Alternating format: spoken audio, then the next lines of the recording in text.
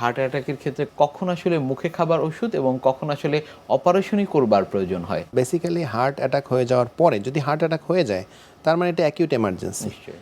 Heart attack হওয়ার আগে অনেকের দেখাতে দীর্ঘমেয়াদী হার্টের ইসকেমিক হার্ট ডিজিজ বলি আমরা, হার্টের রক্তনালিকা ব্লক থাকে, দীর্ঘদিন ধরে ব্লক হতে হতে যখন হঠাৎ করে রক্তনালিকা বন্ধ হয়ে যায় তখনই আমরা হার্ট অ্যাটাক নিয়ে পাই।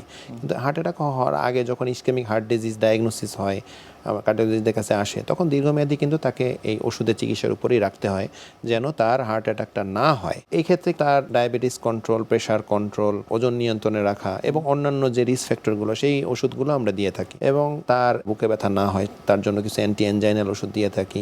অ্যান্টি প্লাটলেট মানে রক্তটাকে তরল রাখার জন্য, যেন রক্ত জমাট বেঁধে হার্ট অ্যাটাক না হয়, এই ওষুধগুলো আমরা দিয়ে থাকি। এবং উচ্চ কোলেস্টেরল, যেটা চর্বিকে নিয়ন্ত্রণ রাখার জন্য অ্যান্টি কোলেস্টেরল যে ওষুধগুলো, লিপিড লোয়ারিং ড্রাগস, এটাও আমরা দিয়ে থাকি। এই ওষুধগুলো মুখে ওষুধের মাধ্যমে। কিন্তু যখন হার্ট অ্যাটাক হয়ে যায় তখন প্রাইমারি পিসিএ ক্যাপেবল হসপিটাল না হয়।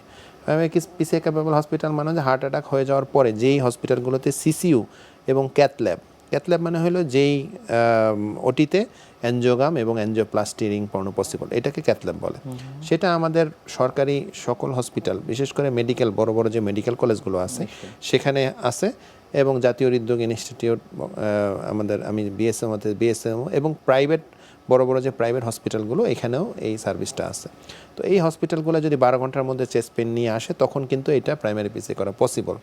কিন্তু আমাদের দেশে যেটা দেখা যায় 100 জনের মধ্যে মানে খুবই কম পেশেন্টই এই 12 ঘন্টার মধ্যে নিয়ে আসে এবং ওই সময় প্রস্তুতি থাকে যে সে একটা প্রাইমারি পিসিএ করবে। এখানে ইন্স্যুরেন্স তো অনেক ফ্যাক্টর জড়িত থাকে। আমরা হার্ট অ্যাটাকের এই বিষয়গুলো নিয়ে আরও জানবো, তবে তার আগে আমাদের এই অনুষ্ঠানে একটি নিয়মিত সেগমেন্ট হচ্ছে বিভিন্ন খাদ্যের পুষ্টি গুণাগুণ সম্পর্কে আমাদের দর্শকদের জানিয়ে দেওয়া।